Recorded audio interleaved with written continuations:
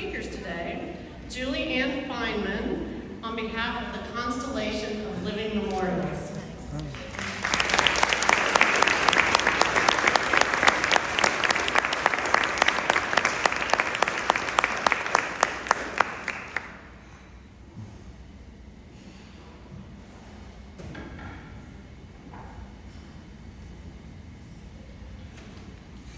Well, it is truly an honor to be standing here on behalf of a sea of a team, multiple teams as a matter of fact, that has made the Constellation of Living Memorials what it is today. And a year and 3/4 ago, we started out as a pilot and wasn't sure if this was going to get any traction or if there was a desire to go beyond the 5 cemeteries that are part of our pilot program.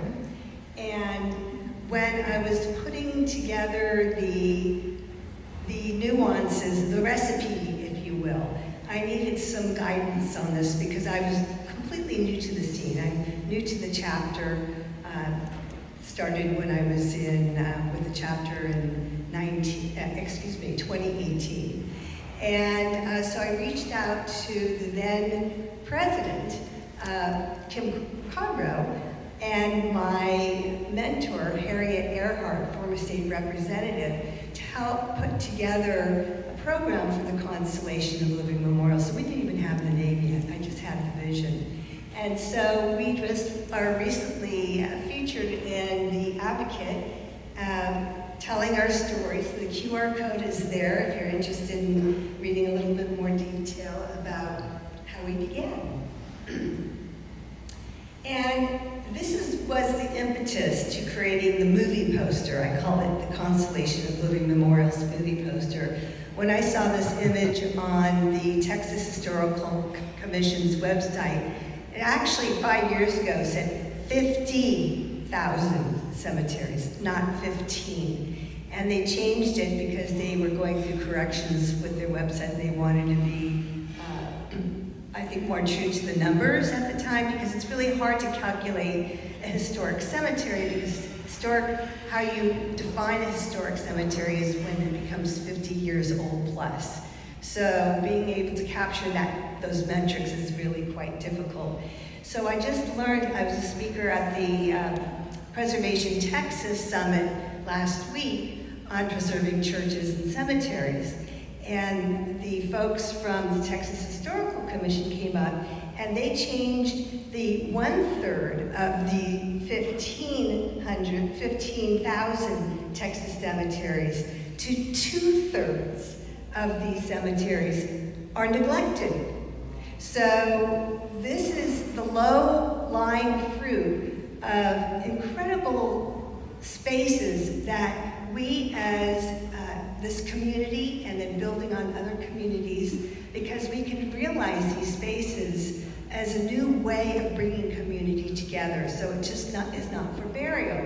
It can be for gardening and learning from each other and building community and having opportunity to tell stories and have art and poetry readings, and it can go on and on. So we're reimagining the use of historic cemeteries in this way.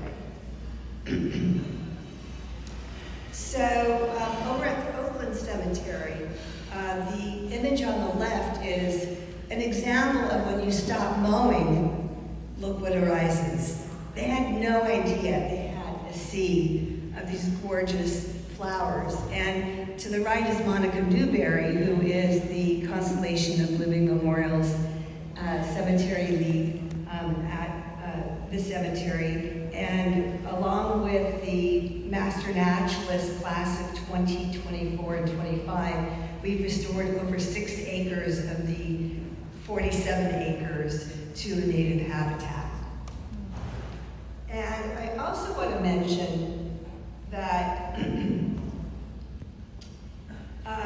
when the Ferris Cemetery, which is the case study to this idea, which is the cemetery which is right next door to my home, when I became a student of all of these bodies, I quickly learned that I was living next door to a natural disaster. And that the Friends of the Warren Fair Cemetery, which is now a 501c3, and the Constellation of Living Memorials is a program within that body. And just for you to realize, you know, the efforts that it takes when you have a lot of land that has the opportunity to be restored. As you can see, the picture on the left is putting out plastic to solarize to get rid of the invasive species, and then what it takes to seed on the right, the preparation. And I just want to give a shout out to Carol Clark, who's the advocate for the Monarch Watch and supplier for milkweed seed to wholesaler Jerry Sue. His son is here today. Jonathan, are you out here? Raise your hand. Okay. So, founder of the Southwest Perennials, which is the grower for the Texas Monarch program. They're also the growers for the HEB native plant sales. And this year, I just learned from Jonathan that they have beaten their expectations, and they're growing faster than they can possibly imagine in this department of now growing native plants because the demand is there. So that's very exciting. Thank you for taking on this big task. And so, moving on.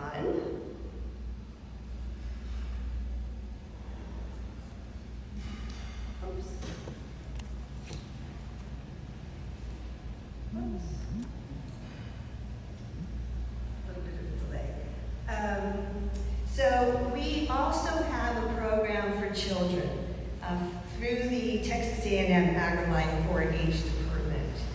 And what's really exciting is our Petri dish happens to be in two parts. The indoor educational component, which is at the Inspiration Vision Compassion Center Food Bank in District 5 of Dallas, which is probably the most underserved and most needed community, not only in Dallas, but in Texas. So you can imagine the needs that need to be supplied in this community.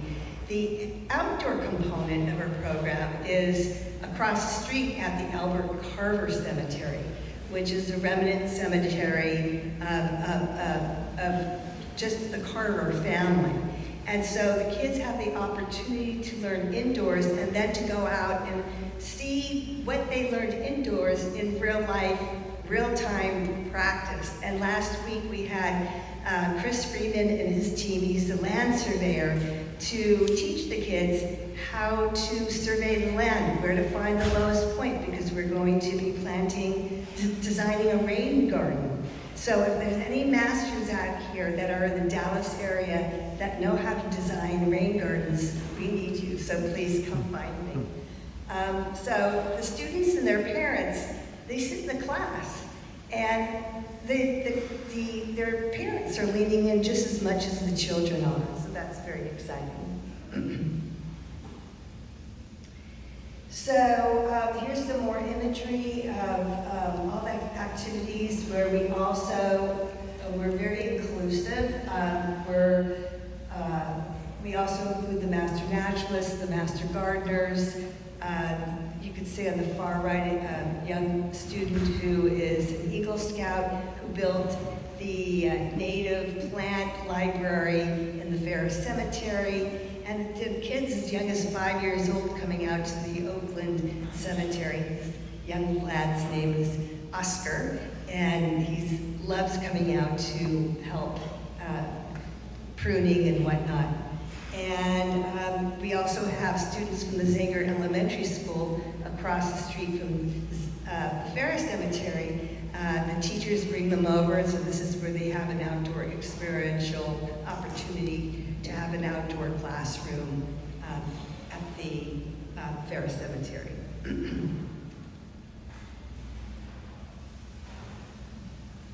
And once again, at the Oakland Cemetery, they had no idea that they had the sea of wine cups when they stopped mowing.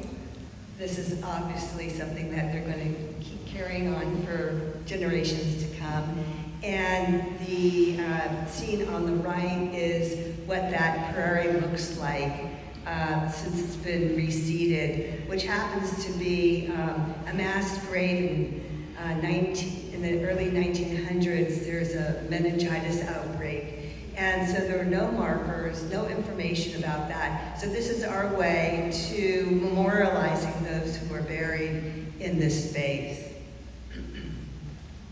I also want to mention that we were lucky enough to be featured on the cover of the New York Times last year because we were featured in the Dallas News, and that led to the writer learning about our practices. And that led to the University of Maine reaching out to us saying, we want this for the state of Maine. Can we work together and create a guide? And I said, absolutely, just as long as if you don't mind creating the template for when other states follow in your footsteps, it will be easy plug and play to put in that information. So we spent 5 months, once a week, on the phone together, working on this guide, so you can check it out, it's online. And by the end of this year, I'm now working with Matthew Orwat, who's Texas A&M AgriLife Extension Agent, for creating the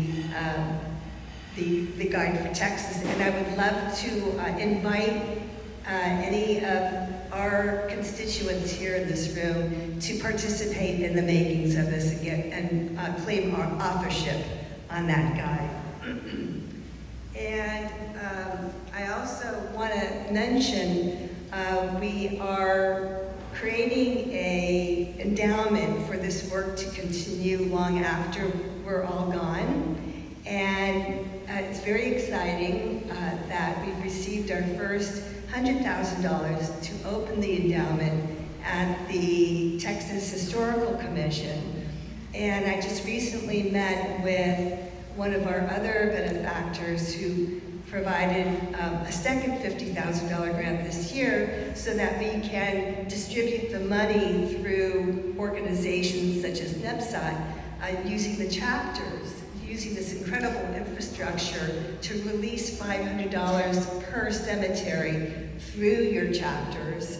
And when I was sharing with this benefactor the plan for this endowment, just letting her know what was going to be happening in the future, because I shared with her the 15-minute documentary, which is on our YouTube channel called The Constellation of Living Memorials. And I told her where we're now moving forward. And she goes, well, let me offer you a matching gift of $250,000, and you have till August of next year, so help me, you guys. Wow. Spread the word. And I will be creating